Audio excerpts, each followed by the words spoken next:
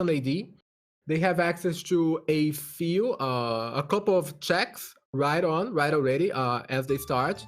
So at the very beginning, we will be seeing them rushing to grab some tabs and buying some consumables, such as shelter, mid tonics, heals, eaters, and revives. Maybe trying to find a good starting weapon for both of them. We see a Magus and Chrono start. Wow. Well, that's Magus pretty has good. very, yeah.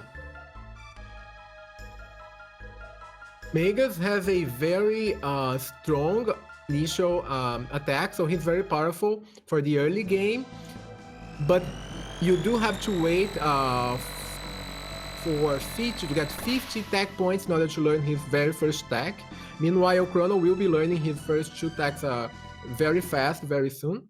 But Magus will take some time, so it's 50 tech points for him to learn his very first tech. Yeah, in order to balance that out, I guess it is worth pointing out that he does have a pretty high physical attack. He is the highest out of any character starting off, so it compensates you, but it's not quite as good as having dark matter off the bat, but that might be a little unfair at the same time. Yeah, so Raster Cecil just visited Melchior at the Millennial Fair, so he always sells revives and shelters, so you can have a guaranteed buy there, so you can buy revives and shelters, and you also have access to 2 more shops there. So usually we'll be able to buy all the consumables that we need from those 3 shops, but maybe you might be missing a mid tonic or an eater or heals, for example. Yeah, and I was going to point out that Xelpher actually just saw the Prism Shard at Snail Stop. I don't think Raster Cecil is going to check Snail Stop that soon, but it is the Prism Shard, and if it's anything like the last seed, they're going to really consider it. Yeah, because last seed we got a kind of a more required seed, so we actually required her. She was the only path to progression and to open up the path for the both goal modes. And we see Cecil already going to the cathedral here. He considers that Magus has a very strong physical attack, so from the very start he can kill those Nagas very fast. Meanwhile, Chrono, with his wood sword, is not doing a lot of damage, so maybe he'd like a better weapon for him sometime. That's the only issue I have with Chrono. You can see that they do, however, work pretty well together there. If Magus doesn't do a critical, he's doing about 50 damage. And Chrono's doing 10, so together it makes about 60, which is what they need.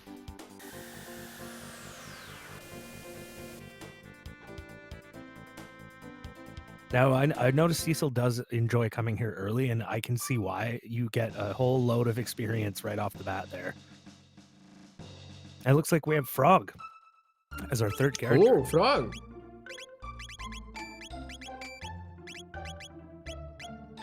Yeah, so this party is very interesting. We have Frog with very powerful healing spell, so his heal really strong. It's an AoE heal. It's the best AoE heal that you get from a single character, which is Frog's heal. Robo also has an AoE heal available, but it doesn't heal that much, so Frog's heal is better. But he doesn't have a lot of good physical attack techs, so the best option you have with Frog is Leap Slash, which by itself doesn't do a lot of damage, but if you have Ayla in your party and you have also like triple kick, so you can use, you have access to drop kick, so that's, I mean, Frog paired with other characters such as Luca with Flare, gaining access to Frog Flare makes him really strong for several party compositions.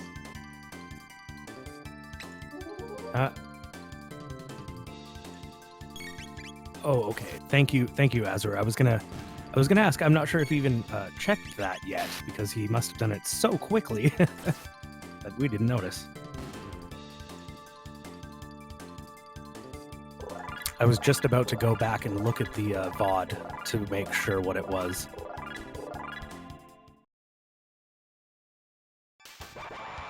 Yeah, so Xelpher got the Robo's Ribbon. Yes. That's right. Robo's ribbon was at the Carpenter. Makes sense that he would have checked that. I just didn't see. I was watching Cecil's fight, and it just happened so quickly.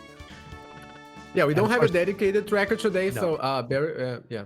So Bear with us. bear with us, please. Thank you, Azure. Okay, Raster Cecil decided again. He is skipping Cathedral. So, okay, let's talk about this. By skipping Cathedral, it's an option that you have. So you save a lot of time because you don't have to go through and complete the Cathedral dungeon. And also you skip the fight against Iakra.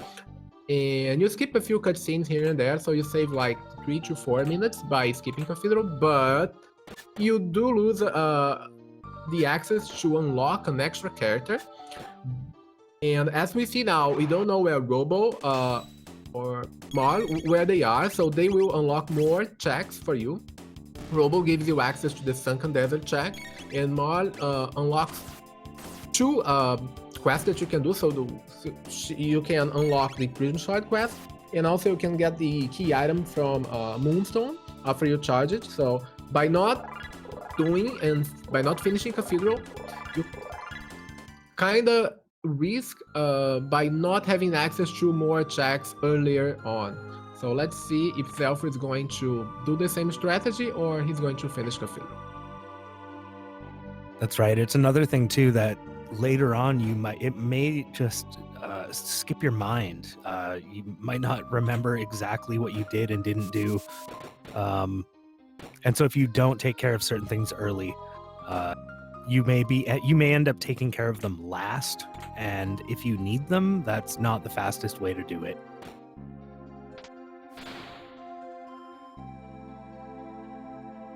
Yeah, also one idea to better keep track of all the characters, where they are, and I mean, deciding if you're going to get an extra character later on from prehistory or the future is going and entering Frog's Burrow. You can enter Frog's Burrow, like it's a really fast check. If you have an AoE spell, you can use that against the last encounter after you visit the Frog's Burrow to get some extra experience points, and also check for drops. They can also drop some very good items, so yes. It's a strategy to know which character you have in Frog's Burrow, so you can better plan out your route. I've noticed that when I'm lucky enough to have, say it's Luca with fire too, I can use that in the is it Magic Forest? Is that the one Frog's Bros in? The Cursed Woods. Cursed Woods, sorry.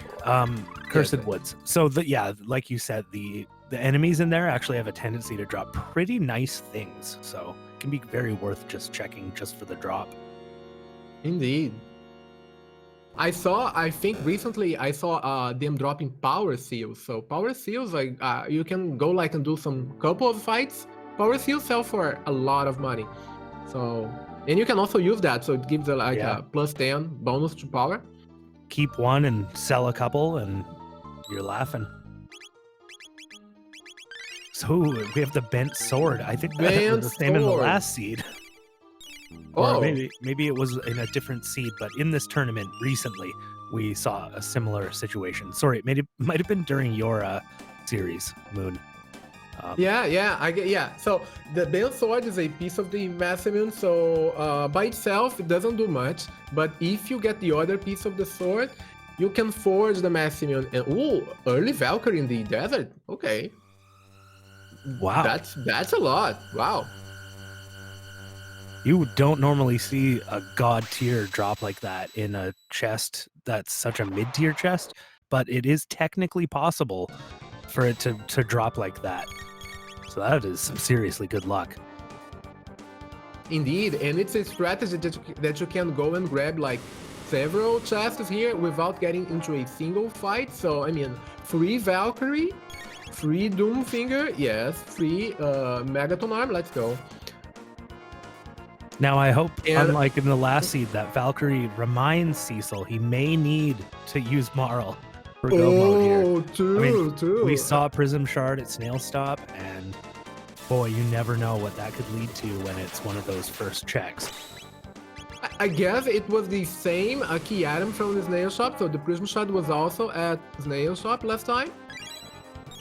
I think it was. I think it was. Wow.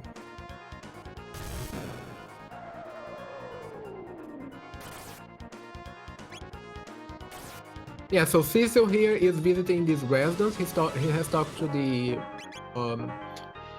old guy there, so you can access one of each tab. So by doing the getting the Negaret bromide at the cathedral, so you can get a speed tab, a magic tab, and a power tab for free. Just take a couple of seconds and you get that awesome loot, so that awesome reward. And we always go for that because speed tab is one of the most important tabs in the game.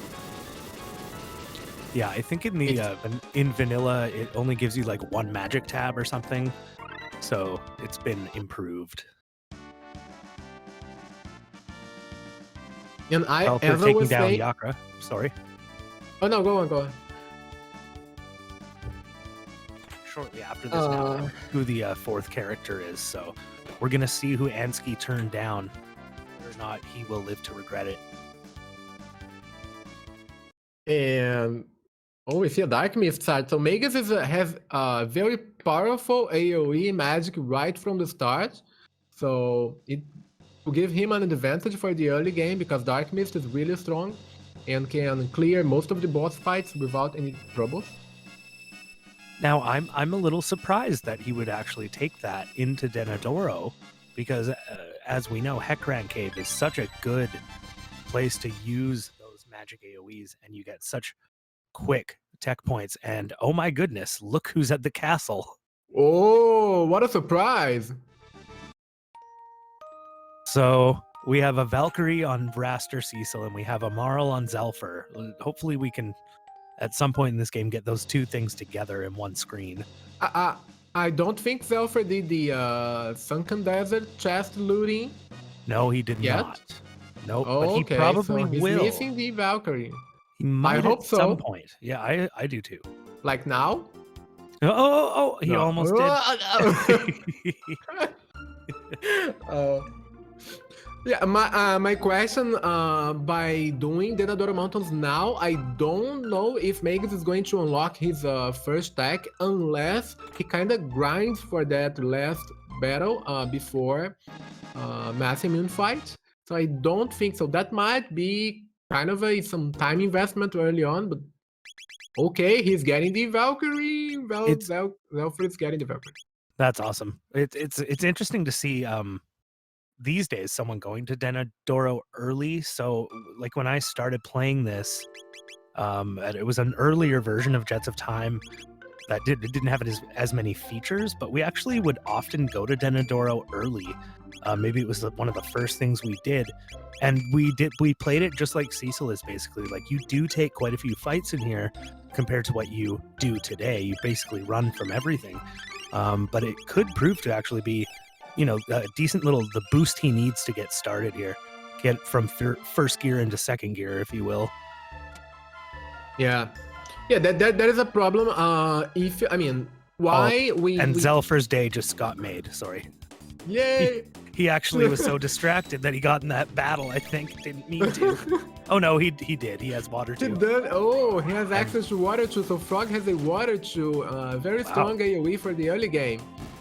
And this is a great place to take it. If you get it early, this is the best place to take it for early experience and tech points. And a load vest drop, it's not bad for an early game, so it's a good equipment for Marl in order for her to survive Denador Mountains and survive the fight against Mass Immune. You do have to equip some very good armors and headgear, possibly, if you have, because he may one-shot people. Yes.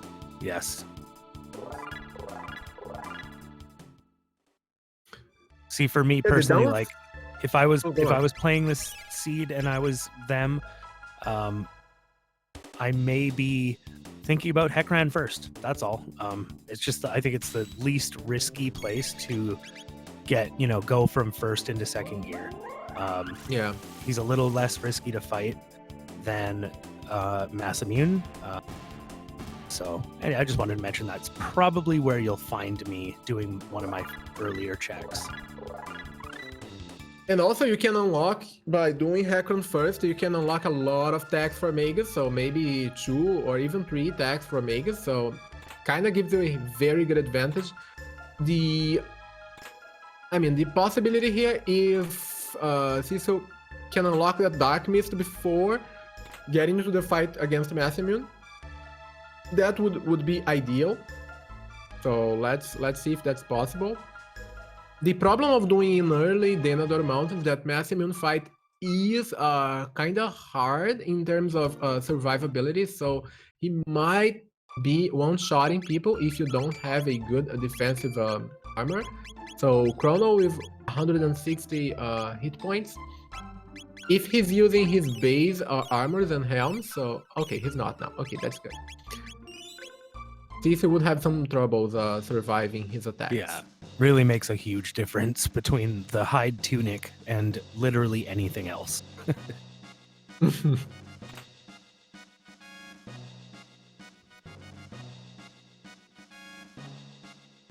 Yeah, Xelpher is going to see the bent hilt again. We know it's the bent hilt, so he's going to see that, and maybe he's going to loop out of that. Oh, it's a bent sword. Bent sword, yeah. Did, okay. Yeah, reset. So we're not going to see a Xenon Bridge probably from either of these players. That's probably fine, but they will have to find another place to get those early levels. You can see Cecil's trying to get it done on Denadoro, and see what Xelpher decides. Yeah, I think he's going to grind this battle, maybe until he gets the Dark Mist attack, or is he going to rely on having Water 2 from Frog? Not sure. Oh, okay. Did you know that was possible? To spawn that second fight with the hammer guys? Yes. Yeah, I did. I was not aware of that. Well, you need to not fight the freelancer who throws rocks at you. He has to stay up there, and you fight the 4 Ogans at the bottom, and then I see. Then he comes down after, I think. But sometimes you get in a fight with all 5 at once. I'm no expert on Denadoro, but I mean, I always keep this fight. I don't know if the time investment here is going to pay off, because it's kind of a long fight. Like, I mean, for a normal counter, it takes some time, and the battle against Denador and Mass Immune is going to take some time if he doesn't learn Dark Mist. So I guess he will now. So that's 8 tech points. And we don't have Magus with Dark Mist yet. Was it Dark Mist or Dark Matter? It's Dark Mist. Magus first. I was just watching Xelpher's screen, and he learned those techs. Xelpher did on his first fight, well, his second fight in Hekran Cave.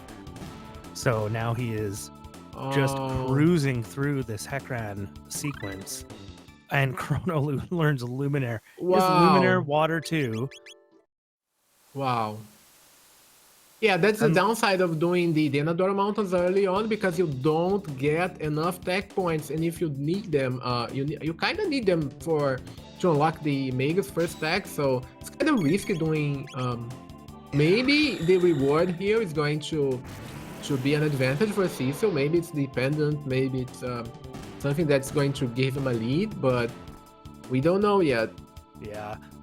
The other thing is, like, of course, it is a 2-part fight. You have to first kill, one of these twins here. He'll be okay. He's using Confuse. But, of course, if he had developed those techs a little more, like Xelpher is in Hekran, he's going to be saving a lot of time. Like, if Xelpher does Denadoro right after this, he's going to go way faster than Cecil is right now. Of course, just based on those few techs he's learned. Which, by the way, exactly, he did in a very short amount of time. Exactly. Considering the fact that Dark Matter can, if you're enough leveled, if you have enough magic power, you can one-shot those guys. Oh wow, he So has they have dark, 1,000 hit points. He has he has access to darkness dark and matter. dark matter. Wow. And Glacier. Holy moly. Ooh. I That's always going to enjoy be it. very fast. I always love seeing That's these split screen fights where one person's fighting one boss and the other's fighting another.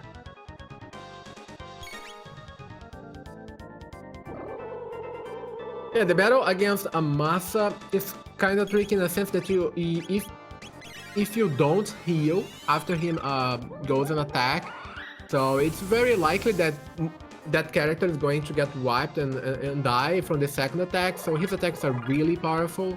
His physical attacks are really strong. He will go into a storing tornado energy phase, but you can use Chrono's second slot tech to counter that, so you can neutralize that stance with Chrono's second tech. I don't know, I don't remember seeing which tech it is.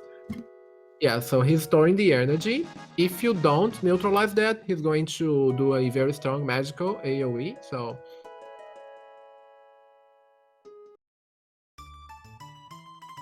Meanwhile, Let's see. Xelpher has completed Hackran. I, again, wasn't looking because I have the tendency to look at the screen you're talking about. So, was.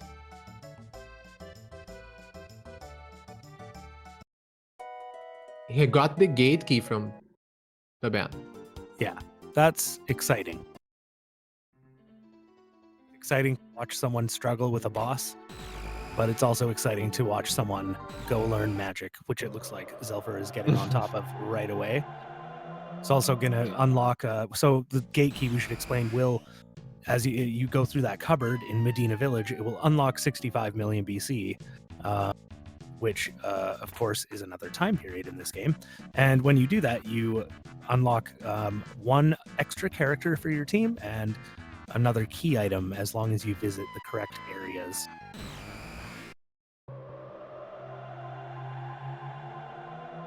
Yeah, and we should note that Raster Cecil's check in the Nadora Mountains is taking longer than the Hackran Cave check, mostly because Hackran Cave is a quicker dungeon to go through, and in the boss battle, I mean, he had access to Glacier and Dark Matter, so by having access to very powerful magical attacks, he could clear Hackran faster. So Mass Immune is kind of a long fight. He does have more hit points than Hackran. I think Hackran has 2,000 hit points. Yeah. I think, yeah, Hackran has 2,000, Mass Immune has 3,500, but you can only hit Hackran with magics, but you can hit Mass Immune with anything. But usually Hackran is the faster boss, because he does not have...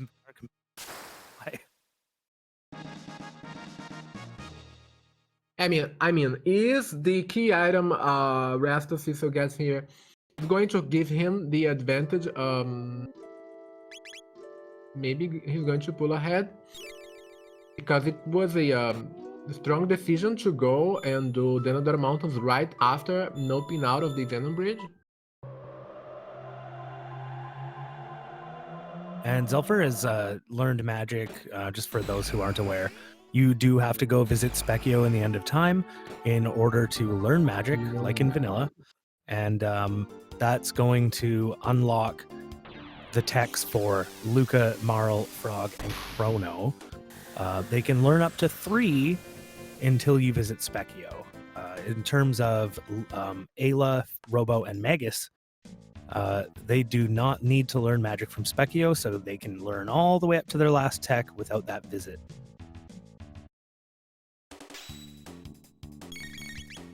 And Xelpher is doing this fight in the Reptite Lair.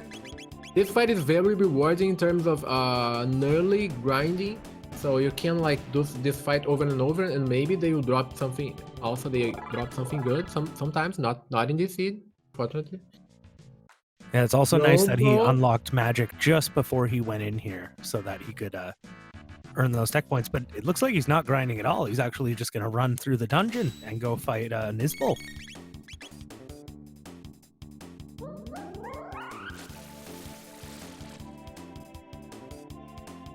Yeah, so Cecil got the Dreamstone. Wow. Wow. Wow. So okay, yeah, go on.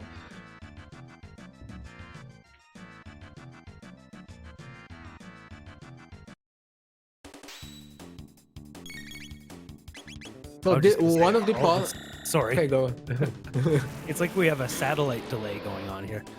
I was just gonna say, suddenly for Raster Cecil, it doesn't matter he doesn't have Marl and the Valkyrie together. He has a Dreamstone and a Gate Key together, which is a very good combination.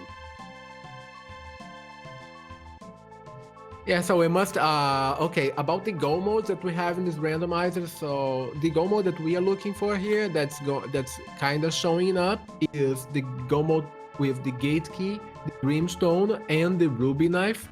So the Gate Key opens up prehistory, which Xelpher already did.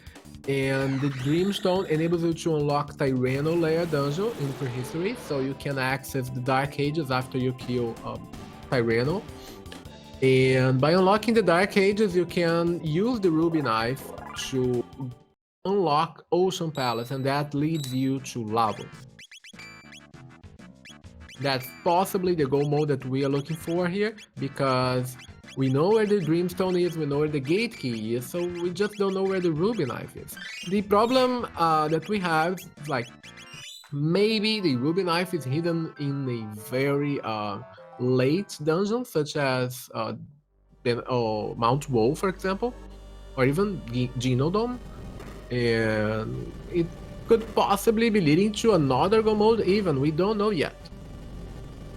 Yeah, absolutely. There's a lot of key items you can find, and sometimes you'll find two in the beginning that make it seem like you're going one way, and then, yeah, you never know what happens. You'll find everything else except what you need first.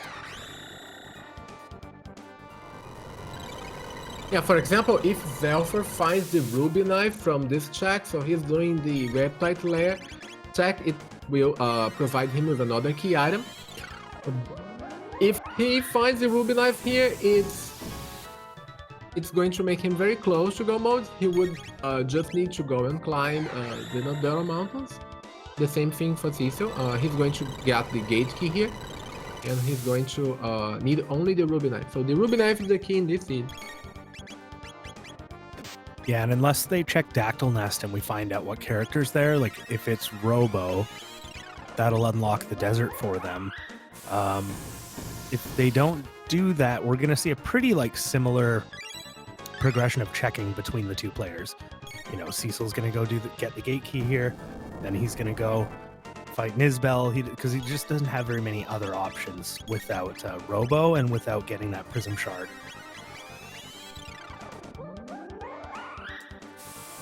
Which can sometimes be the right way to play it. Try and keep your options limited as much as possible, so that you're not running around scrambling, figuring out what to do. You just kind of have one thing in mind at all times, and you go through it one step at a time. Xelpher is doing his battle against Nizbel. So Nizbel's weakness is lightning. He will do... Oh, that's kind of a tricky situation Xelpher is in right now. No. Uh-oh. All right, we do know that now. Yeah, it's true. Oh, goodness, Xelpher was not ready for that fight. Oh, okay. So I was going to say about this fight, you do have to use lightning if you want him to reduce his physical defense. The other option would be to just do magical attacks. So after you shock Nizbel, he will release. He will reduce his defense, so you can do physical attacks, but eventually he will release energy, resulting in a powerful lightning AoE. So it's better to be prepared and protect against lightning. Or you can just use a plain magical spell, such as Water 2, Glacier, but he will keep jumping and doing some AoE physical damage. It's ideally you should be having some good armor here in order to reduce that damage, because I mean he has less than 200 health. It's not ideal for this battle, but it's doable. But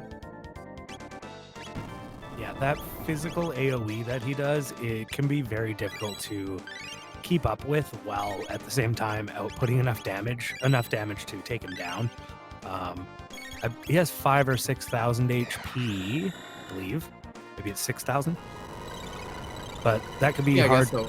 I think so. It's hard to do that much this early on in a quick enough time period in order to not be constantly healing your HP yourself. But I believe Xelpher can do it. He just needs to do it. Oh, we have Magus down on Cecil's screen. Oh, Cecil. Oh no, and maybe it's Chrono. Chrono's at 42 HP. Okay, he did it. Nice.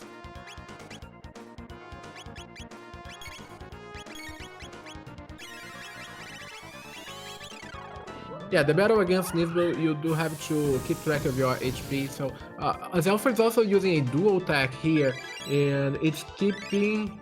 Oh, that's a Lapis. He had one Lapis and he used it on Nisbel. Oh, hopefully, yeah, that Lapis is. Yes, Lapis is a very good end game consumable because it heals everyone in your party for 200 health. It does cost a lot, so it's like 10,000 gold to buy a Lapis.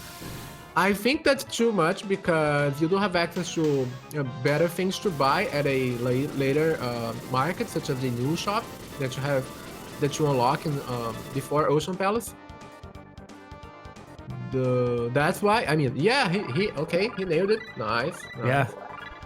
You know, when you get to the end of a fight and you have no MP or HP left, it means you did a perfect fight, I think. So aside from it's the second take. Oh, we found a bent hilt. That is not my favorite. I mean, they could put those together and do Magus' Castle to go to Mount Woe, but no, they don't need to because they have the Gate Key and Dreamstone. Yeah, they don't need. So, boy, I think that narrows it down quite a bit. That really does, unless they want to forge the sword to unlock Robo, but they got to think, you know, that Prism Shard. Oh, sorry, Xelpher hasn't done Denadoro yet, but that narrows it down for him. He'll do Denadoro, and then he'll realize all those things I just said.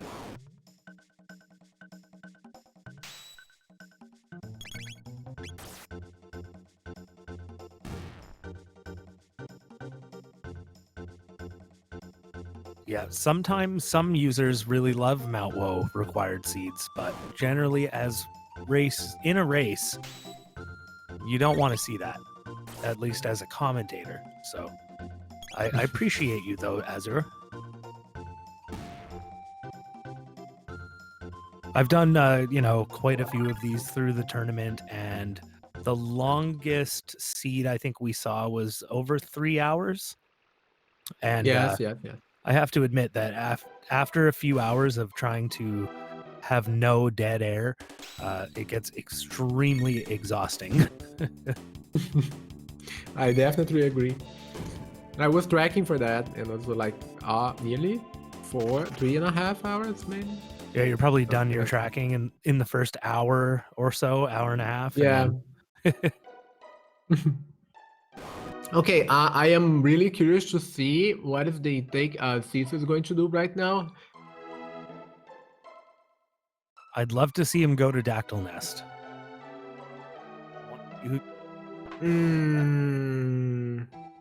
I don't think he will, but let's see.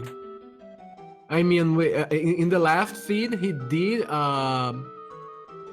He got go mode and he went through the final dungeon with his first 3 characters. Okay, that's the Reptile Slayer. I mean, yeah, if we don't unlock extra characters, we're kind of saving time, but then again, we might be not having access to the key items that we need. So it's kind of a gamble. It might pay off.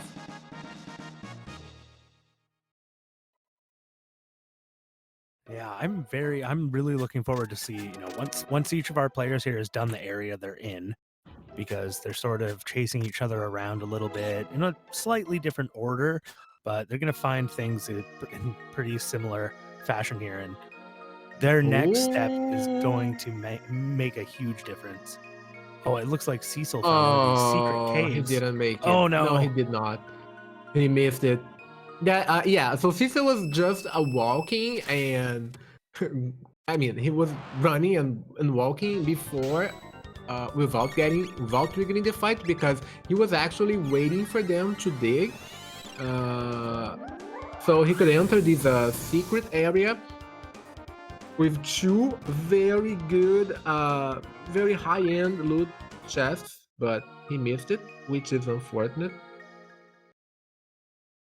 I do remember getting a Prism Specs in my match against Xelpher in that. So it may give you a very good advantage if you find that. Oh yeah, it can make all the difference in the world. You could find a Prism Helm or something like that where you don't have to worry about status protection for one of your characters or whatever. It usually will give you something to give you end game survivability. And I'm just trying to like work this out here. So after they're both done these checks, they are only going to have two things available to them. One is reforging that sword and unlocking Robo in order to do the desert. And the other is going to be to use Marl to go to the King's Trial. Sorry, Cecil still has to get Marl in order to do that. So perhaps he'll be doing the Mass Immune unlock. I'm not sure. But I would guess that either one of those checks just has to give us the pendant, right? Yes. I mean, we don't have many options now. We don't have many options, so I guess both of them will be. I mean, Xelpher at least he has Marl, so he should be doing the Prism Shard next, because that would be the fastest check he has available. Meanwhile, Cecil's also. I mean, he has two options, which I think would be about the same time, because I mean he would need to finish Cathedral, get Marl and buy the Prism Shard, or go to the Xenon Bridge, finish the Xenon Bridge, buy the other piece of the sword, unlock the sword, and go and grab Robo to do Sunken Desert. We don't know. Let's see. I'm very curious. Yeah, that's right. And I was gonna say, Cthulhu brings up a good point. And any of those could be found behind like a chain of items. So you could find Toma's Pop instead of the pendant, but then you'll have to go do Giant's Claw in order to find the pendant. It still works with the logic. But once you get down to... See, we could see a situation here where they get down to they only have one check left and there's no way to the future. Well, that last check always will have to give you access to the rest of the game, just because every single seed is 100% completable. So as long as you do all of the checks you can, you'll be able to do all of the other checks, and so on and so on.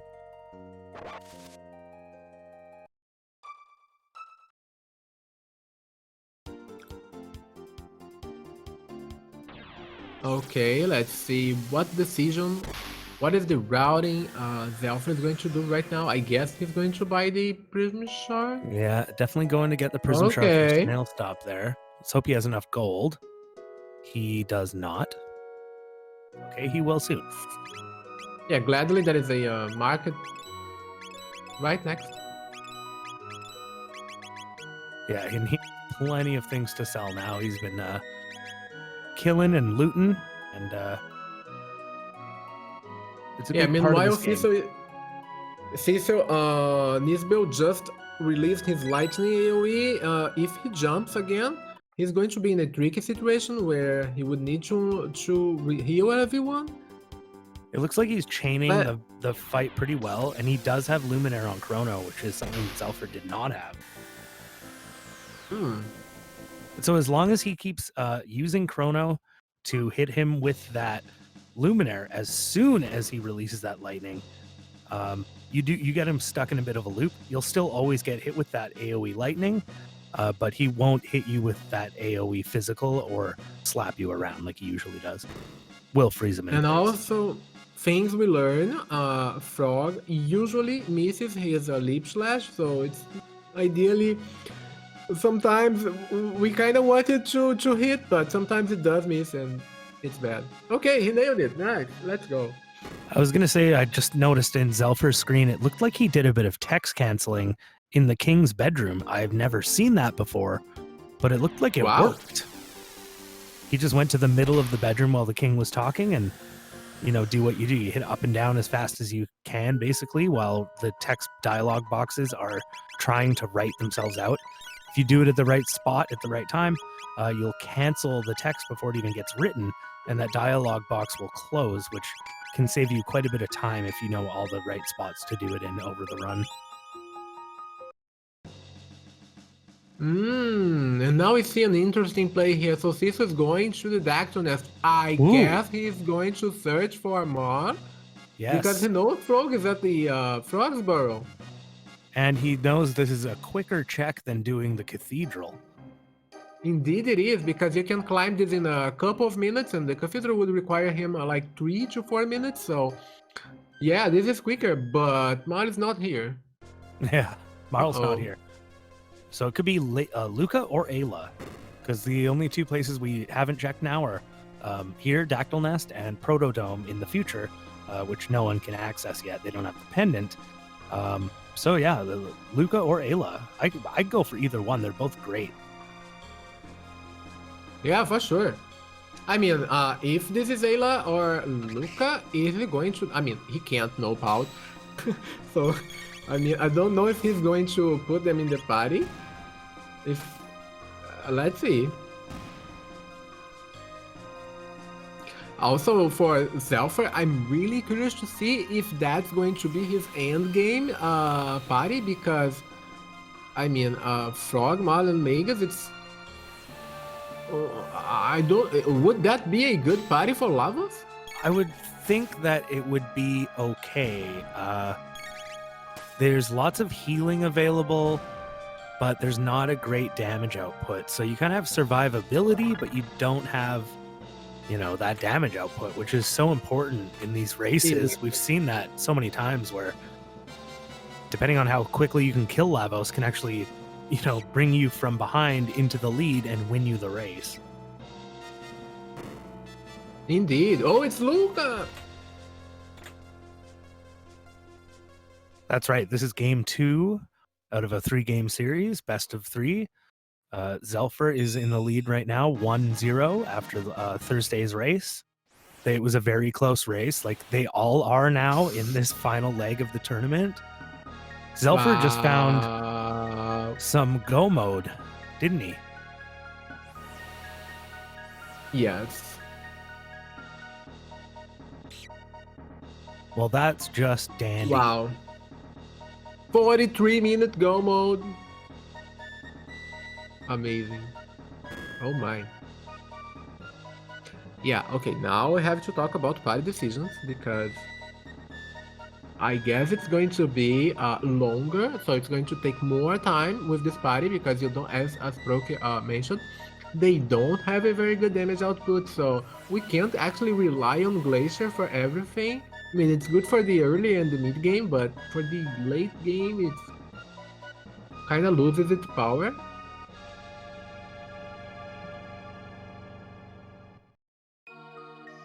I had to say that because of the last race we had between these two players, and they both left it for their last check, and it was their go mode. So I thought, hey, I wouldn't be surprised if that happened again.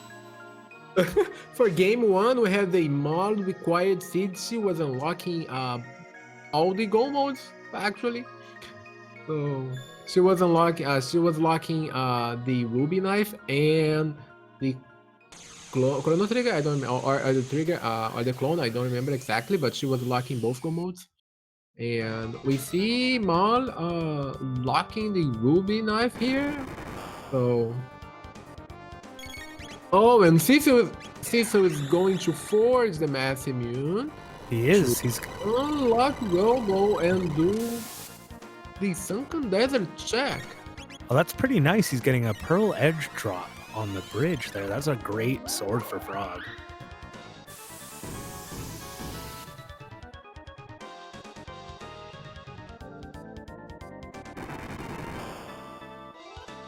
I mean, he is definitely taking another route, so I don't know if he doesn't like or...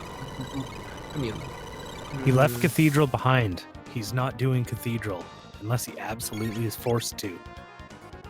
Yeah, this is a faster route from him right now, because going back and doing Cathedral, so it would cost him, like, more time. So that's why he decided to go and forge the Mass Immune now. Also, by forging the Mass Immune, you do unlock a high-tiered item from Taban. So it could be a Haste Helm. I do remember getting Haste Helms from Taban, just because of this key item that you get. Could be Haste Helm, right. Prism Helm. Yeah. Yeah, you can bring the Forged Mass Immune or the Sunstone after you power up the Moonstone. So you can go to Tabin. You get technically 3 items from Tabin. One of them is a key item after Hekrand, and then one for the Mass Immune and the other for the Sunstone. And those 2 extra checks actually can make a huge difference. Like Moon was saying, like you get a Haste Helm, you can get anything else, Rainbow, just you name it. And similar to the Jerky quest, is going to help you in those final endgame moments.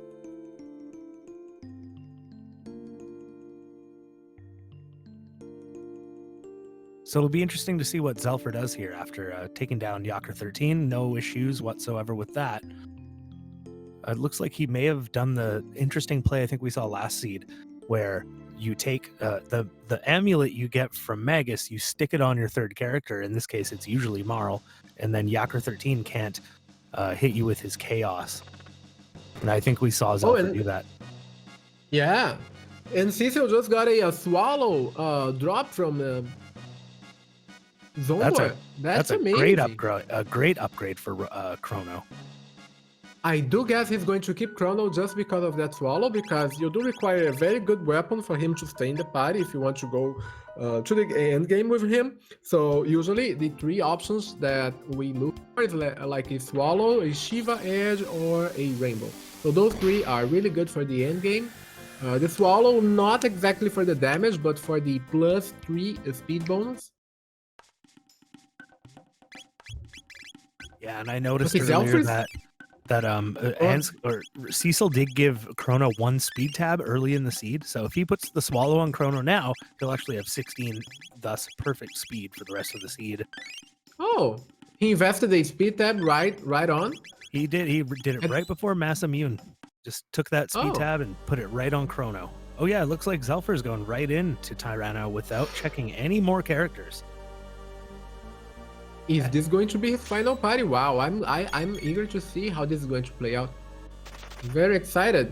I mean, he did. You know, I'll say this: he can get Frog Squash for the Ocean Palace, which is very useful.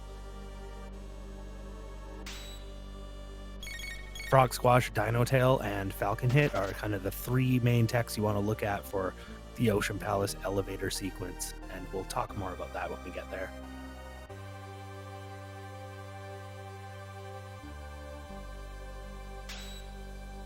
Okay, Cecil forged the Mass Immune. And let's go, let's unlock. Is he going to get the free item? Not yet, apparently. But he's going to get the Robo and do the Sunken Desert check. I mean, what options do we have behind Robo stack right now? It could be the Giant's Claw. It could be, I mean, it could be everything, because we know Mount Woe is available. Mount Woe is a check that is available. So if Mount Woe has something like Dependent or Giant's Claw into Dependent, I mean... That's right. No matter what, right now, they will always have Mount Woe open to them. Or I should say Cecil, because Xelpher's done checking. But Cecil will always have that Mount Woe check open to him. Therefore, he could find literally anything else on the list that's left.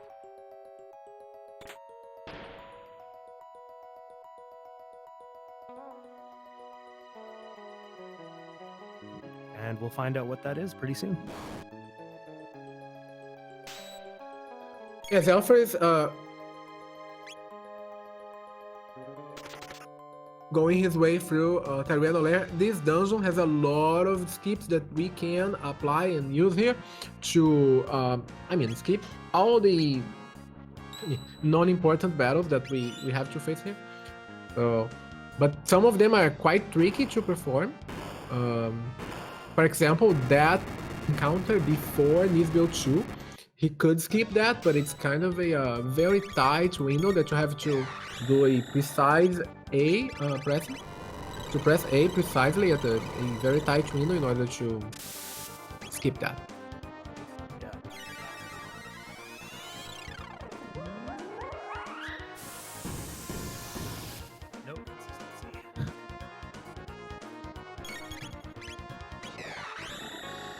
Yeah, so Nisbel 2, it's the strategy here for Nisbel 2 is about the same when you, for example, when you fight, when you fight against Nisbel 1.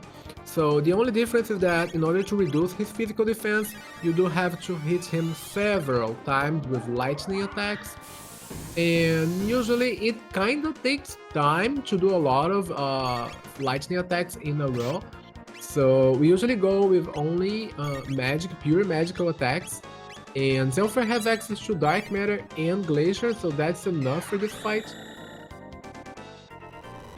Yeah, I would say that he should be okay. He's got to stay on top of healing a little bit, but doesn't have to. Nice. Another perfect fight.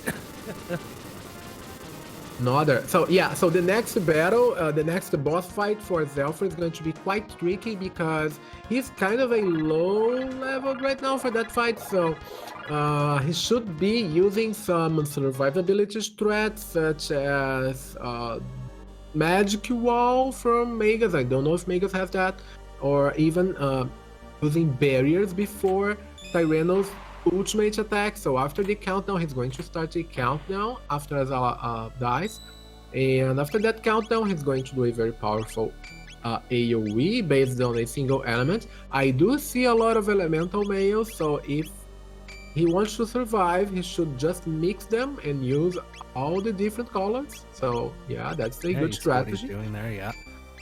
Another thing I would say he could do, and looks like he's doing it, is use some of the earrings you have. If you have any, because that's going to make a big difference as well. Ups your HP so much that even if you don't have a barrier, you may still survive. I'm going to really hope and cross my fingers that he has Magic Wall, though. Yeah, indeed, and that's why I'd say the early desert looting would be quite an advantage here, because I did see a gold earring from the chest behind Red Knight, so Xelpher could have access to that if he had went and looted that chest. That chest is quite tricky to get because it's very close to the spot that you activate the fight against Red Knight. So, but it's possible to loot that also. Yeah, I find I can always get that chest if I'm about to fight Red Knight. But if the one time I tried it, Moon, this was just the other day, I tried it in my opening game sequence. The first time I triggered Ret Knight and I reset my seat. Oh, that's sad.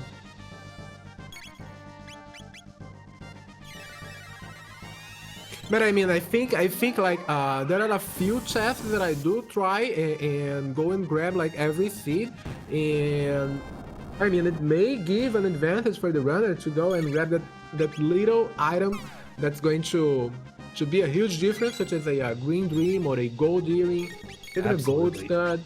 As long as you are consistent and you put in your practice, and I know you have with those encounter skips that enable you to get those extra chests in the desert, and kudos to you, because no one's better. Looks like Cecil just picked up the Thomas Pop. Oh, Thomas Pop. I believe you said that was likely. Yeah, I said something like Thomas Pop into Pendant, but then I realized it could be Thomas Pop into everything, or even everything into anything, because they do have Mount Roll available. Yeah, exactly. So Okay, meanwhile, Xelpher doing his battle against Black Tyranno. Everyone is hasted, which is awesome. I don't know if everyone is buried, because if that final ultimate attack is not one of the 3 elements that he has elemental absorption mail, he is going to... I mean, if it's Shadow or like that non-elemental attack, which is similar to Lava's final attack, Lava Shell ultimate attack, it's going to be bad. Yeah, it's possible that haste could save him. We'll just have to see. I mean, But it looks at like he's 1,000, done. Looks like he's done quite a bit of damage already, and he's still at only 5 in the countdown. But again, we'll see. Yeah, it looks like Xelpher is indeed going with Mega, Frog, and Mario for the end game. So it's going to be an interesting play to see. Yeah, it looks like he's staying on top of that MP on Magus, giving him a little extra. Not using just a basic ether, but a little more. And that's going to keep the dark matters going. Good decision on his part. You don't want to be afraid to spend those, whatever you have, full ethers, hyper ethers. If you have them and you need them, spend them, and it's a lot better than dying. Indeed, indeed. I mean, refighting Black Tyranno is, I mean, such a... it consumes a lot of time. It can also be one of those fights that ends up being the toughest one in your run. So sometimes I'll have like I was saying, if I have like 1 Mega Elixir and I'm in a tight spot here, I might just use it instead of saving it for Lavos, because dying to Black Tyranno, it not only is it awful, it just wastes so much time to start the whole fight again, sit through cutscenes, the save point is far away. Yeah, for example, right now, I mean, the hardest struggle that we have. Wow, that was perfect. Amazing. That was great. Oh, fantastic. Because the one of the hardest struggles that we have in our fight against the Black Tyranno is MP. MP management for this fight is kind of tricky, because you go and do your most powerful spells and then he's counting at 4, 3, and you don't have any P anymore. So that's one of the issues, and he managed that really well.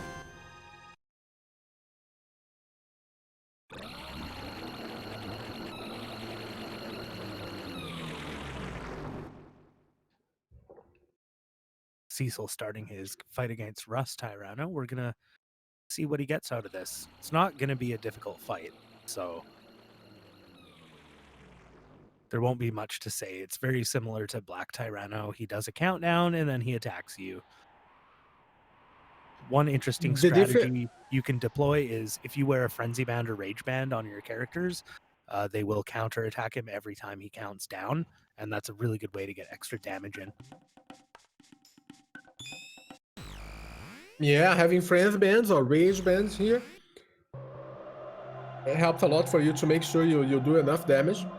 Yeah, so Rust Tyranno, he has like not as much HP as Black Tyranno, so it's kind of a faster and easier fight. If he reaches the 0 countdown, so he will attack with a fire-based AoE, so it's always fire.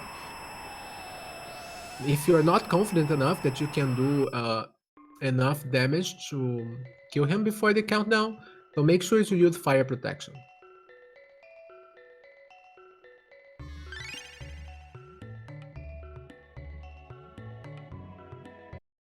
Yeah, Cecil is in a rough situation here regarding key items, because he just found the Moonstone, so his options right now are Mount Woe or Prism Shard. I think he's going to go Prism Shard. Yeah, I'd say I don't think he's going to do Mount Woe, because that's a lot.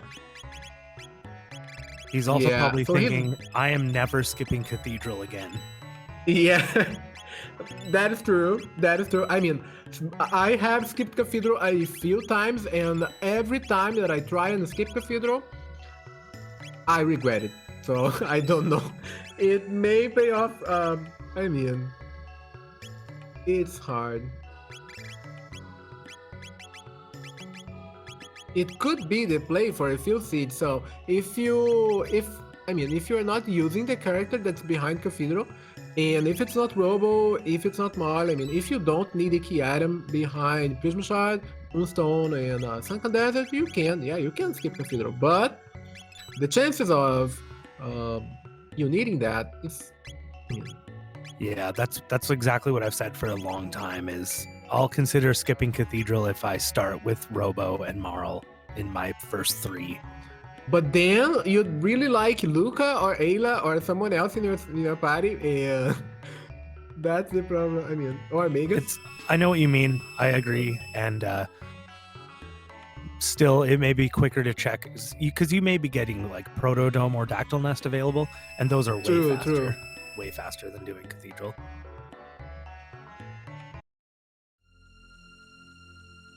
But it can be good to do Cathedral anyways because you get, a little bit of a bump on XP early on, and Yakra can actually drop some really good stuff. So true. I do remember getting, for example, Mega Elixir. I remember getting a Rainbow. I mean, he has a very, very low chance of giving you some high-end items, but sometimes it does, and it's amazing. The same thing for the Xenon Bridge fight. So I do remember getting a sequence of Prism Specs once. So 2 Prism Specs from the Xenon Bridge. Wow, let's go. And yeah, Yakra is generally like, even if you're in here early, he's really easy to knock out. So we do have 2, different ways of playing the game. One is with glitches on, one is with glitches off. And if you know how to skip Yakra with the save anywhere glitch, I find myself, even if I'm able to do it, I will still fight Yakra because it's quick and you get that drop. Worth it. It's worth it for me to not do the glitch. Yeah. And I mean, you just risk that. I mean, you finish Cathedral, you don't have to go back, you don't have to remember that you still have Cathedral to clear and another character to unlock. And I mean, technically it did take Cecil a lot less time to do Cathedral than it took Xelpher, but like I said earlier in this run, that's the kind of thing that if you skip it in the beginning, you may be doing it last, and that's the last thing you want, because as we can see, Xelpher didn't skip it, so he had more options available to him throughout the seed because of it.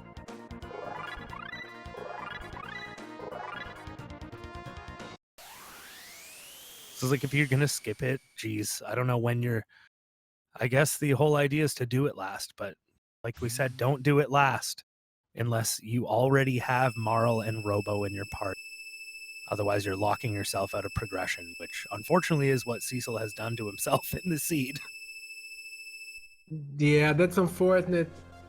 Again, Marl. I mean, we know he already made an emote.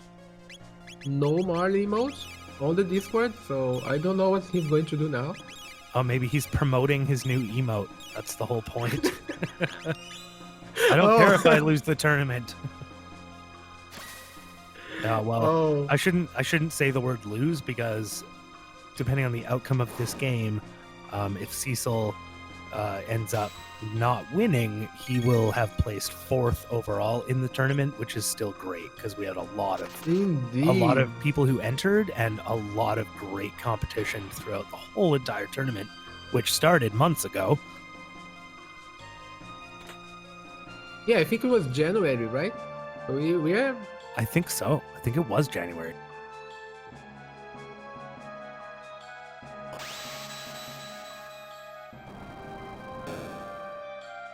And we were doing 2 matches a week for a while. Yes. Yeah.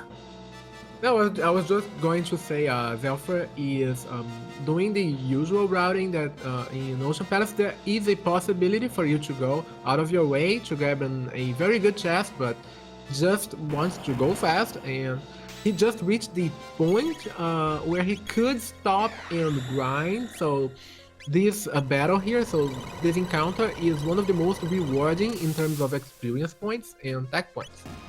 And it's an option here to just stop and...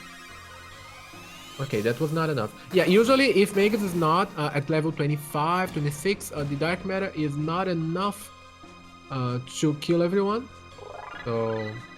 Yeah, if you're falling just short, you could consider giving him, if you have something like a magic scarf or a magic ring or a magic seal, or sunshades or prism specs for that matter, throw them on Magus. It's gonna give you that extra little bump you need.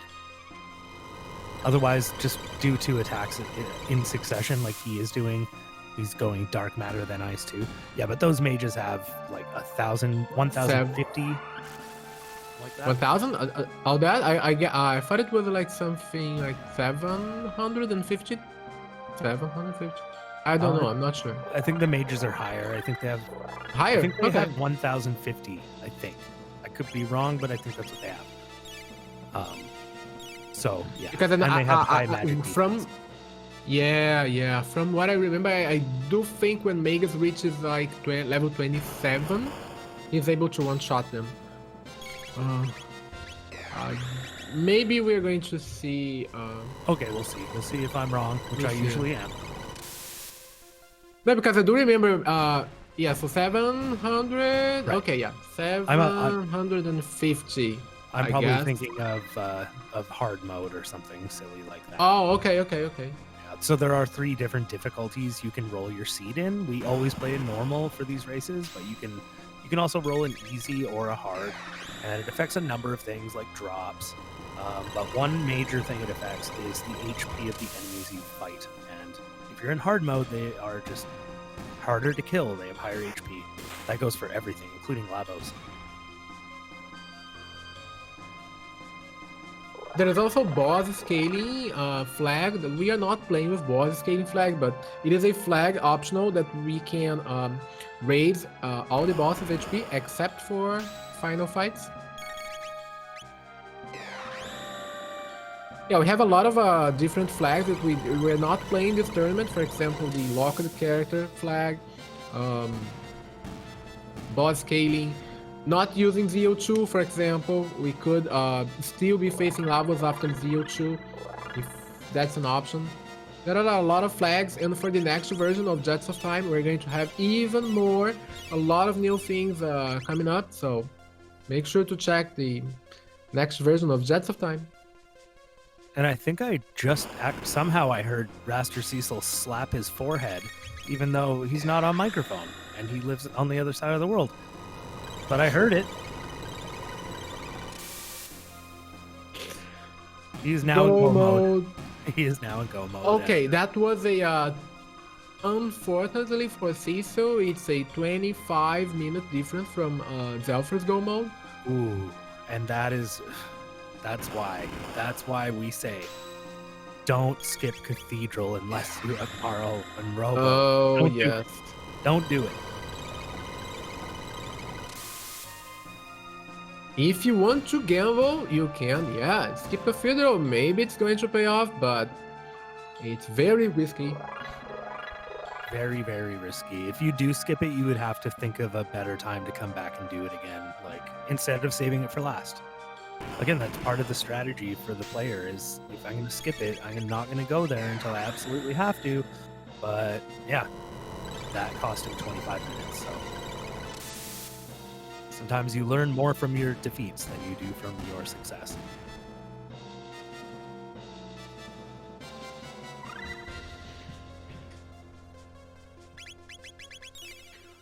Yeah, so Xelpher now has the option of going and stopping the grinding here and just go, but I guess he might be feeling that he's ahead, well, knowing the fact that Cecil decided to avoid Marlin the last seed, maybe, and skipping Cathedral. Maybe he's thinking that he has some time left to do more grinding and just make sure that he has enough HP and enough levels for Lavos Gauntlet fights. I'm thinking that either way, he must be feeling great because he's almost ready to go, and it's only an hour and 10 minutes into the seed. Even if Cecil is close to him, he's thinking this has got to be really close, and I need to be, pretty careful at the same time. So I applaud him for maybe doing a little extra grinding here. That safety can be really key in a race because we've seen it before where you'll wipe to Lavos or Zeal 2. It just sets you so far behind in terms of time that the race can just flip-flop back and forth if both racers happen to keep dying to that final boss.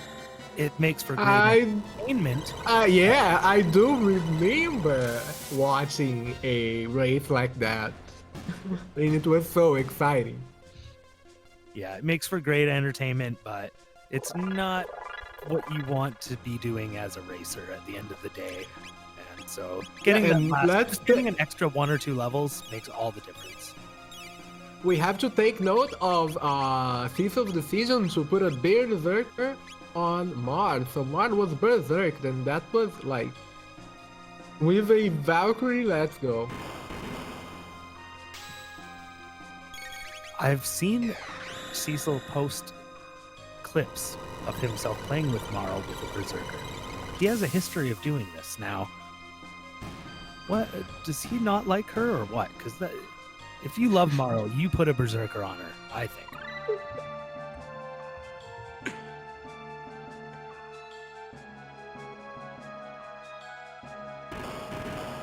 Yeah, that's a lot of this time investment Xelpher is doing right now is going to pay off doing the Lavos Gauntlet, because if you're not leveled enough, if you don't usually we try to go for at least level 30. So doing a level 29 fight against Lavos is kind of tricky, so you'd be missing defense, hit points, damaging power. At level 30, it's okay-ish. The level 31, it's ideal.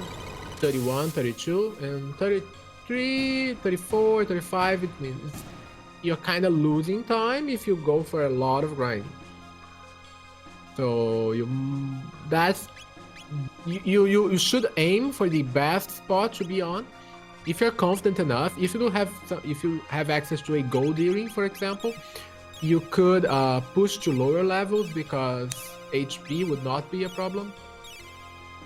It's Taco here brings up a good point. Now, what if there was a seed that had all the original text, all the original events, original characters, chests, shops, in all the original positions, and imagine playing it?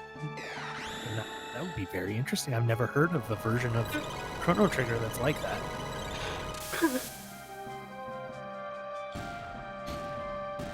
I mean, as far as I'm concerned, feel random. But would that be fast?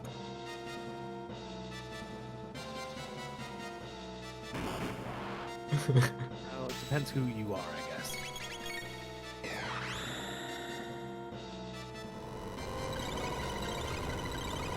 Okay, so Xelpher decided to stop his grinding at level 31, which is quite safe. I mean, it's safe enough when we consider that he could have stopped at level 28.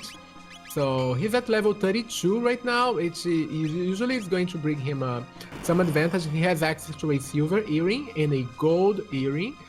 So, no, he doesn't have access to the gold earring, sorry, it was Cecil's.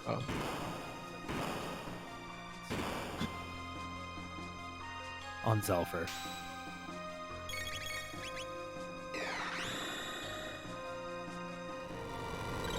Yeah, Cecil is doing his chest grabbing route here for the maze room, which I think it is so good. I mean, you get all the 4 chests, and I mean, they are really good. It doesn't take very much time to do. Yeah, just a few seconds more, and you grab like a few extra chests, so you can find really good important things. I mean, we have to consider sometimes we get our go mode like really early on, such as 25 minutes, 30 minutes, and we lack items, we lack, I mean, levels, everything. And by having the option to grab all the chests here, it's amazing because, I mean, it could save the seed.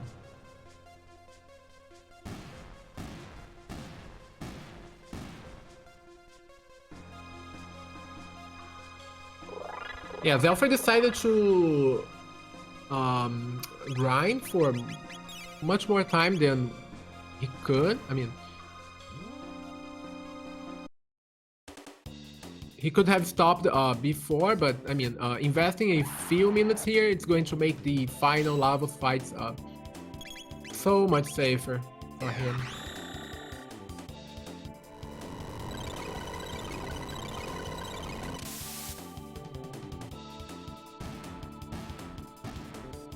Yeah, and he is just crushing it on that elevator. Knows exactly what to do. Watching Xelpher is a treat because, again, he's a little bit of a newer community member, but the way he plays this game is like a true classic professional. Indeed. Really good. So, Frog's HP is at 128 right now, which is enough for him to do a lot of damage with Frog Splash, and doesn't have to worry about the scouts doing their counter attacks. So it's going to make these elevator fights go very fast. Which can be nice for us because we don't have to explain the strategy of otherwise kill them the other way.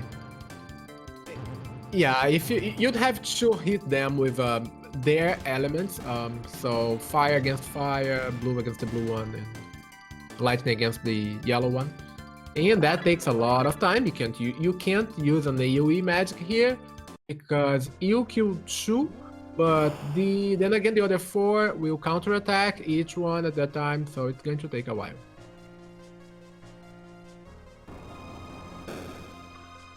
Oh, Xelpher has 1 out of 2 of the scout skips.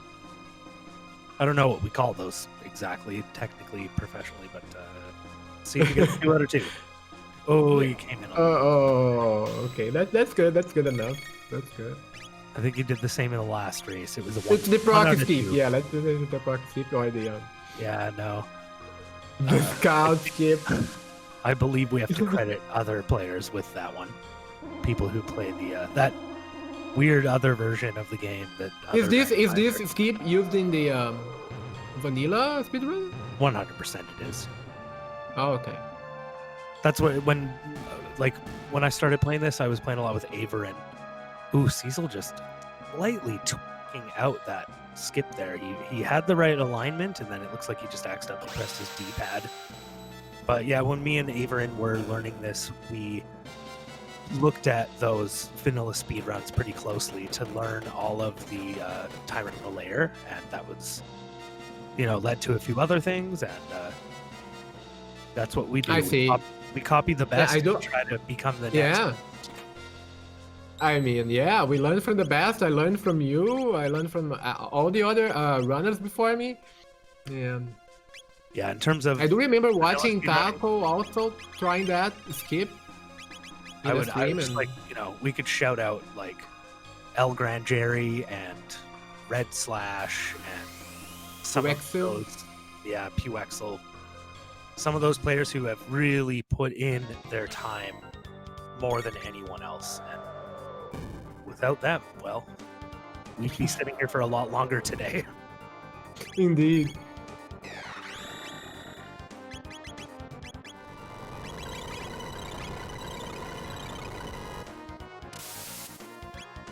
Yeah, for example, for Black Woman, there are a lot of skips and little tricks here and there that you can apply to, avoid some fights, skip some fights, so those are used in the 100% vanilla CT speedrun, and we can learn from that. So Xelpher,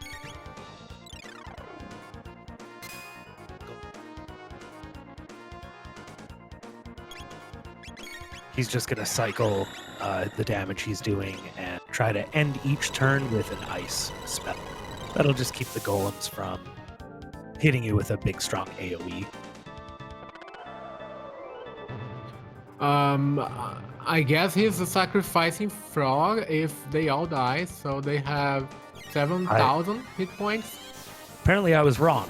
He's going to use water strats against the golem twins. Yeah, so Frog is sacrificed. I don't think he has access to a Green Dream. Okay, Frog is down. Which is... it's not a big deal because, I mean, he is missing a level here, so Frog might be missing a level, but he grinded for quite some time, so he should be safe. Yeah, I imagine he has all the techs he needs on Frog at this point, but I'm not sure, but if he didn't, he probably would not have played that way. Because really, you're really just looking for heal, leap slash, and frog squash for the most part when it comes to using Frog. Yeah, at level 34, I do guess he has unlocked all the attacks. Frog, he requires you to grind more because all the attacks, to get the very last attack from Frog, it requires more attack points than everyone else. So maybe sometimes you don't get to see or to unlock the last attack for Frog, for that matter. Yeah, I forget who has the least amount required, but there's a good few hundred tech points between them, I think. I guess it's Mar, isn't she? Maybe Mar and Ayla. Usually we don't miss her last attacks, but for Luca, sometimes I do remember missing Luca's final attack if we go too fast, and we kinda miss her last attack, and sometimes it's bad because we miss Flare, or even if we miss something like Fire 2, we don't have access to Blaze Kick, and then we're going to fight Zeo, and that's bad. Yep, when you have, well, I guess with most characters, they have their three main most important tech that you're going to use the whole time. And if you get those off the bat, luckily, randomly, you're not going to maybe teach the magic. I've had seeds like that before.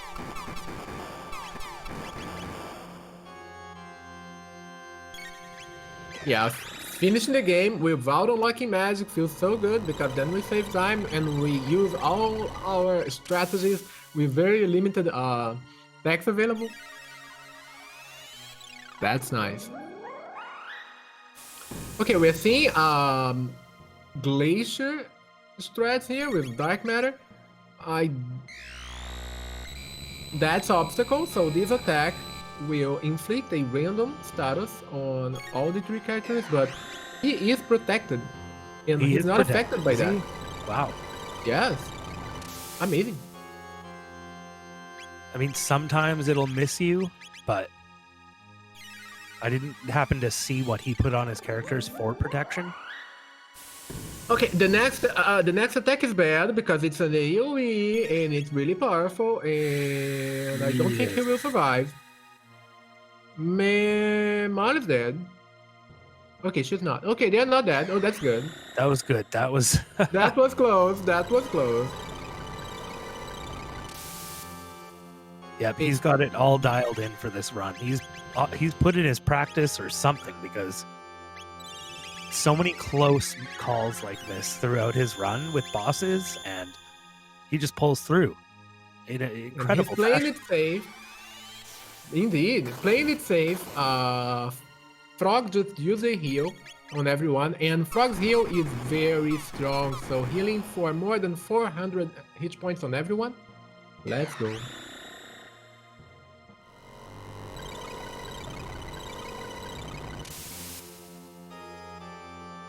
Raster Cecil headed into Kajar now to do his final shop. We'll see what he chooses here to take into his final sequence with Lavos, as Xelpher is taking down the shell. Ooh. Ooh, nice. 1 hour, 23-minute shell takedown. That is not a bad time at all. Wow. I'm not sure what Xelpher's PB is, but... Wow. He could be getting his PB today. It's a possible sub 140 seed, so we could be looking at 135. Yeah, as long as that Lavos fight goes well, which, of course, we were concerned about that a little earlier on. If this is the team he takes into Lavos, it could be pretty safe. He has lots of healing, but he doesn't have super high damage output. So either he'll struggle, or it'll take a long time, or he'll just crush it. We'll have to see.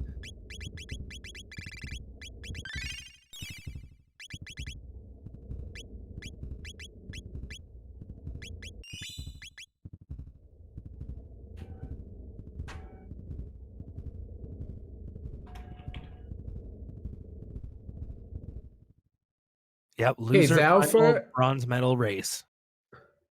So the Oof. winner of this series will go on to face Moon Blizzard for the gold. Oh, Lavos winner.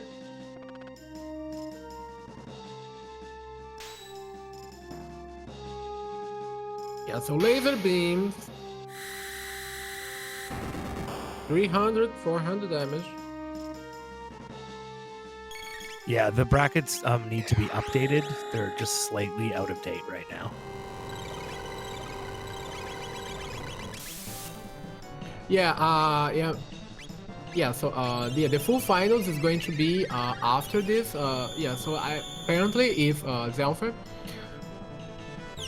nails this game, and we are not going to see a game 3, so we are going to shadow the finals. So it's me versus Corins next week.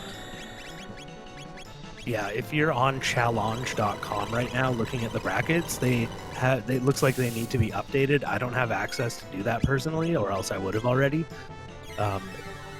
In that winner's bracket, you see Moon Blizzard versus Xelpher, and there's no result there. Moon Blizzard took that series, and Xelpher went to the loser brackets. That's why we're seeing him here now.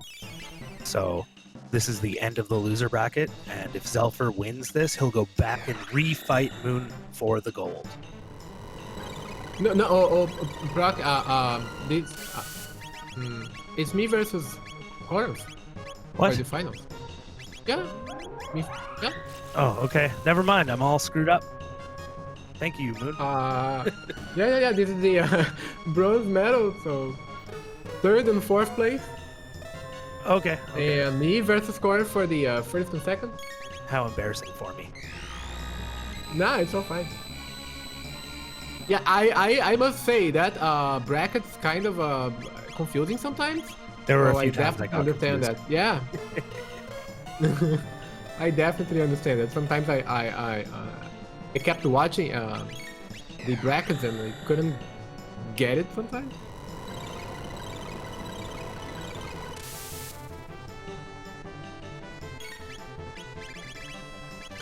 Yeah, so the battle against the Lavos winner is kind of, you just have to make sure you know the patterns, you know what's coming up. He's just going to follow the same attacks over and over, so it's it's the laser beams and the obstacle when you kill the arms, and it's Shadow's Lay, and it's flame battle, a single target fire attack. And you just actually have to be very worried after the flame battle, because then you face a very powerful, strong AoE attack, which you can't really run away from. So you must have everyone healed up so you can survive that attack. And after you survive that attack, you have a lot of time to do all the damage that you need to finish the battle. So that's flame battle.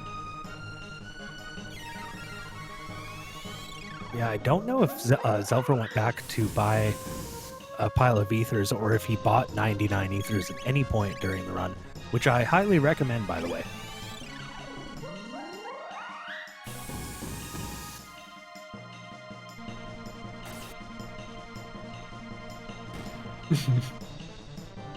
And he takes down Lavos 2. And an amulet drop, I don't think he's going to need it, but going full Stratos protection for Lavos final phase, sometimes it is a nice strategy, because I've seen a lot of seeds where his first pattern of attack is going to be the random status effect spell, which is I mean, it's really rough to survive if you don't have status protection, but the left pod will remove your status protection right on for a single character, so you have only 2 characters left with status protection. Yeah, and he It's can kind of keep tricky. casting that throughout the fight, I think.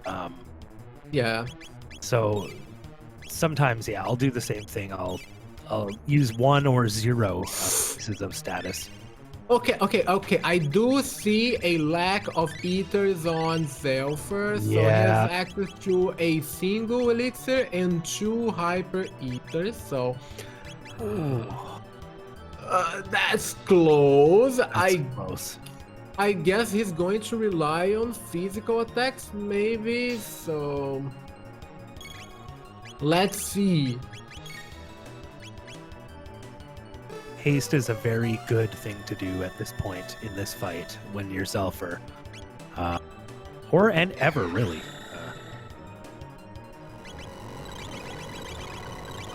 Yeah, he should be able to cast more than I mean, a lot of dark matters, because it's Mega's maximum MP is 82, so he could cast 4 before the hyper ether.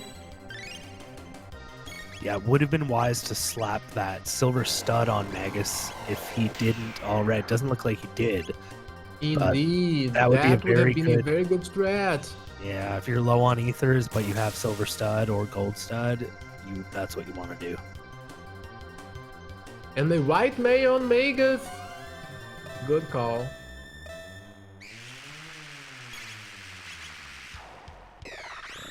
Yeah, so this will be very interesting to see how this plays out. Whew.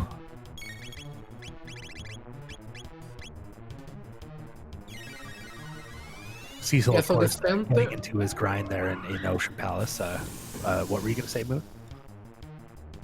No, I was just going to say the center has 8,000 hit points, and killing the center first is a good strategy because he will be doing the most powerful attacks against you. So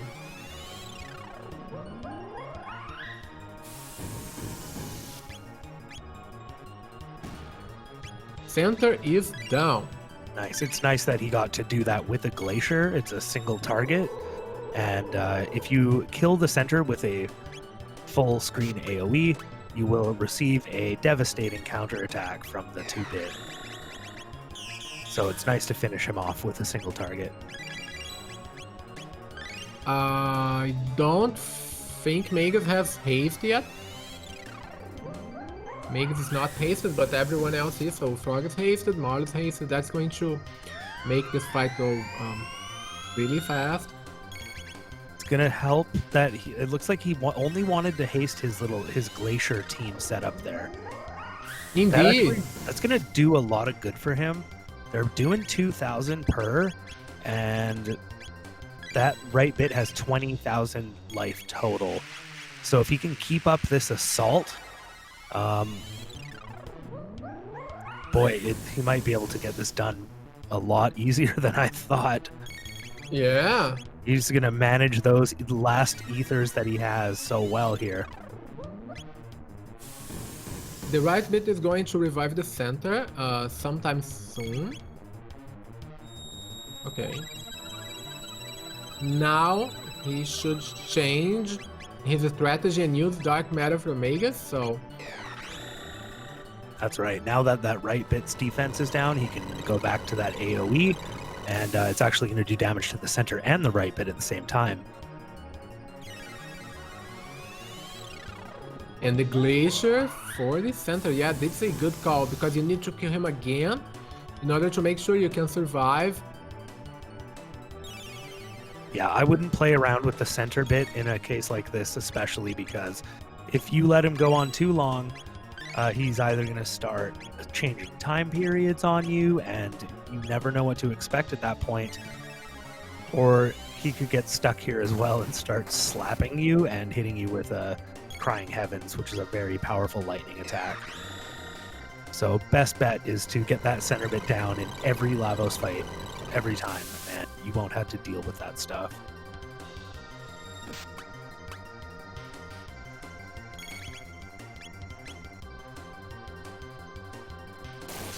Ooh, that's awesome. Crying Heavens on Hey. niggas who have the white mail. Let's go. Thanks, Lavos. I needed a heal. Wow. He is managing this fight so well. He really is, and now he's gonna just keep chucking those glaciers. I'm not sure if he's going to heal Magus's MP. He may not have to. He has just one single elixir left. But he should be really close here.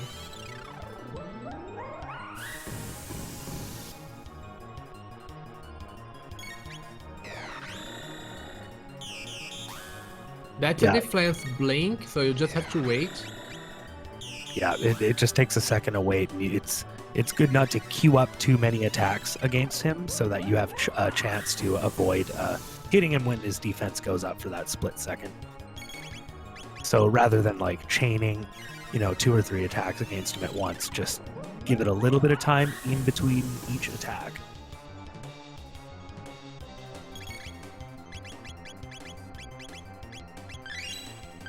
Yeah, oof. There goes that last bit of juicy MP healing. Looks like he could pull this off. It looks like he might have just enough. Indeed. Oh my goodness. Wow, that was awesome. Xelpher. That looked like a dead even 136 to me. That's a great time. Impressive time for Lavos. A Lavos route with 136. Wow. GG, Xelpher. Yeah, so the Xelpher just won the bronze medal. Yeah, bronze medal to Xelpher. Nice.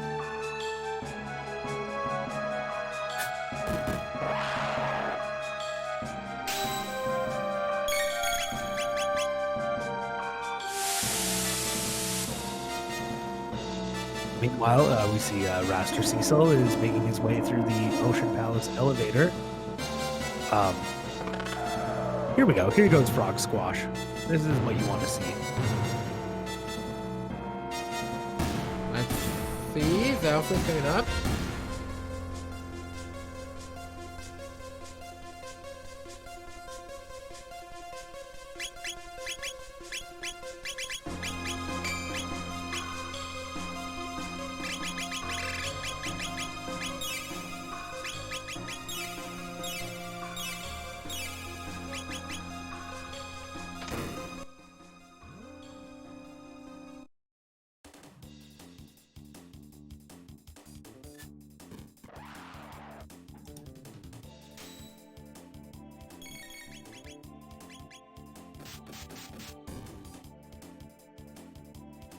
Hello? Hello, Xelpher?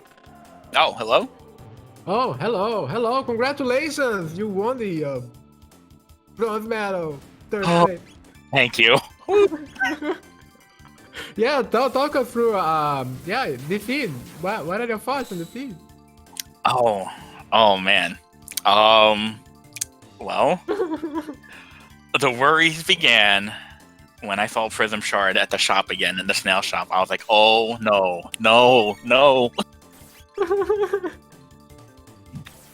Okay, ball again.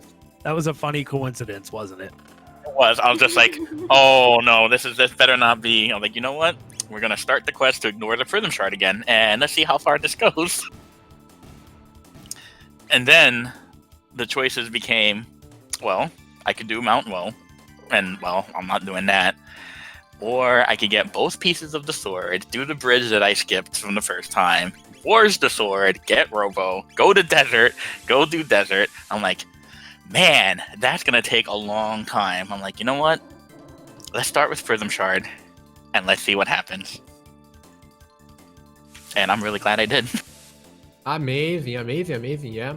Yeah, I think we were both a little surprised to see the Ruby Knife there so soon, because I thought maybe it would give you a bunch of fetch quests or it would give you the pendant. But the pendant was actually at Mount Woe, which is funny because it was still a really fast seed and a really fast go mode, even though the pendant was at Mount Woe. Yeah, thank goodness. I'm sitting there like, do I dare just go for Mount Woe? It is pretty early. I was like, no, I better not. I better not. I am so glad I didn't, because I would have been, who knows where I would be at this second then. Well, if the Ruby knife was at the Mount Wall, so it would be a whole different game, but gladly it was not. So yeah, nice.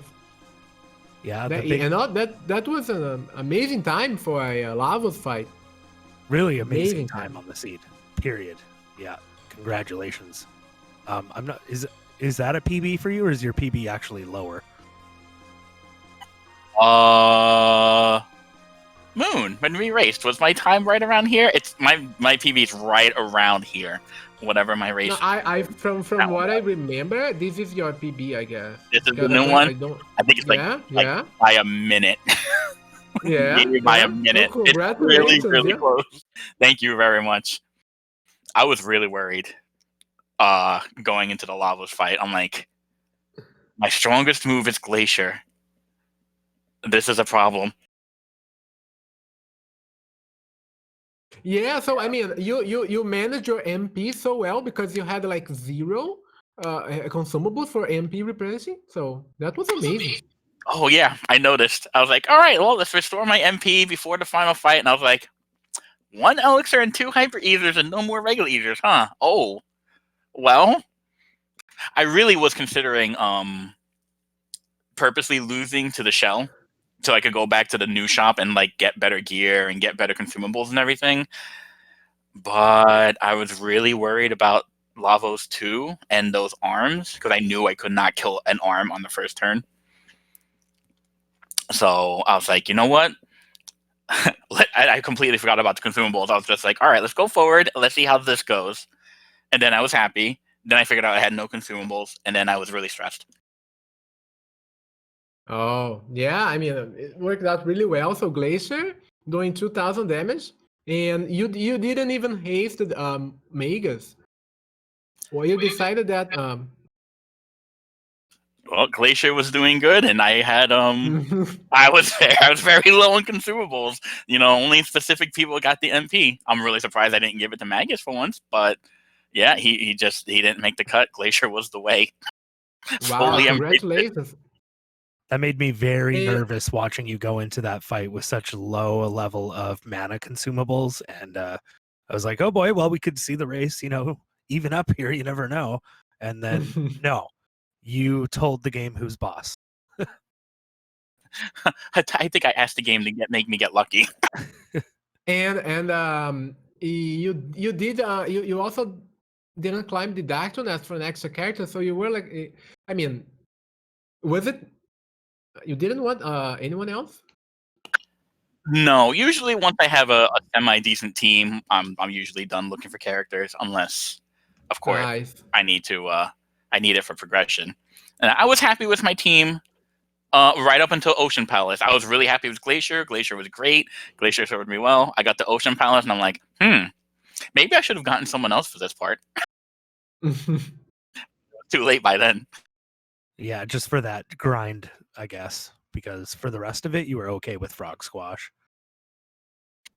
Yeah, Frog Squash. And also, and haste is really good. I mean, you could haste. The problem is that you could have done, for example, a silver stud on Magus, and hasted Magus and doing just a dark matter, trying to get the counters. But I mean, you played it so well with the MP management there. Congratulations, really good.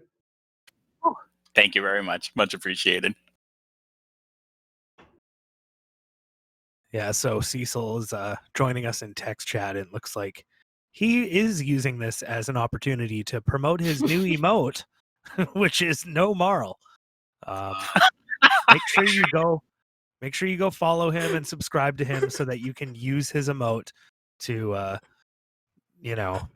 so that this day can live on in glory for him, and actually his 4th placement in the tournament overall, which is still a great accomplishment. Congratulations to Raster Cecil for that. Yeah, congratulations, Raster Cecil, for congratulations, really, really good. So far into the tournament. And Marley making you lose 4 series in a row. Oh my. Yeah, it was Marl who actually won this series basically, and that's unfortunate. If you hate any one of the characters in this game, I'll tell you from experience, because my first emote was no Frog, and I have to say that after about a year of playing as Frog, I've turned my heart around a little, and maybe Cecil will too one day with Marl, because she deserves a chance. She deserves a chance.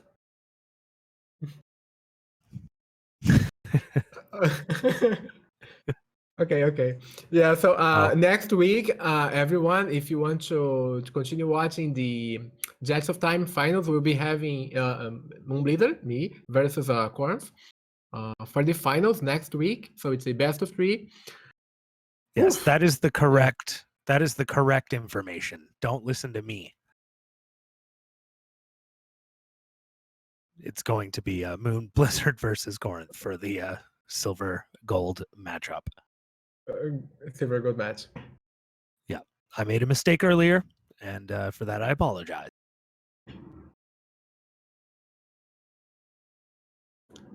Yeah, so I guess we can. I mean, yeah, I don't know who's going to commentate on the finals, but I'm gladly someone will help us out. So yeah, Faye. Yeah, so Xelpher did Inadoro. It wasn't the first check, but it was like after Heckron Cave and all. Xelpher, you there? Oh yeah, I am here. I'm sorry. Yeah. Okay. Yeah. Cecil asked you when you went to Denadoro. I went after I went to Reptile Lair. I went Denadoro. I definitely didn't want to go to Denadoro right away. I pushed it pretty hard, but when it was Denadoro or Prism Shard or Mount Woe, I was like, all right, well, I don't want to do Mount Woe, and I was convinced on ignoring Prism Shard for as long as I could. Then I went Denadoro, found the sword, and I'm like, oh no, now I have another bad decision. What do I do now? Yeah, I think that was probably one of 2 of the ways that you actually gained so much time on Cecil during this run, and I know Cecil will be interested in hearing this as well. One of those things was he did Denadoro early. He did it pretty much first after skipping the bridge, and therefore his Mass Immune fight just took longer, and you were done Heckran before he was done Mass Immune. I mean, of course, skipping Marl in the cathedral, which he didn't know, she was there, but we said this throughout the run, was that if you're going to do that skip, you better make sure you have Marl or Robo in your party, because you might end up thinking, I'm going to skip this now and I may not have to do it, but if I do, it will be at the very end. And that's what happened to Cecil today, and by the time he got around to it, he ended up doing it last, and by then the time loss was really significant. So lesson for all of us. I agree with Cecil. The cathedral skip is good, but I want Marl and I want Robo to be in that party before I decide to do that. As long as you don't save it for last, it can be faster. But yeah, I find people try to save it for too long. And anyway, it's been a great race, guys. Great series and a great tournament. Congratulations again to Xelpher and Cecil. Yeah, And congratulations both. Thank you again to Moon. And yeah, thank you. I'll sign off myself, and if anyone else has any last words, go for it. Good night, everyone. Yeah, thank you all for watching. Thank you, SpeedGaming, for hosting the tournament. GG's to Xelpher and Raster Cecil. Thank you, Procky. And I think that's it. Yeah, have a good one, everyone. Thank you all for watching. Make sure to watch the finals next week. See ya.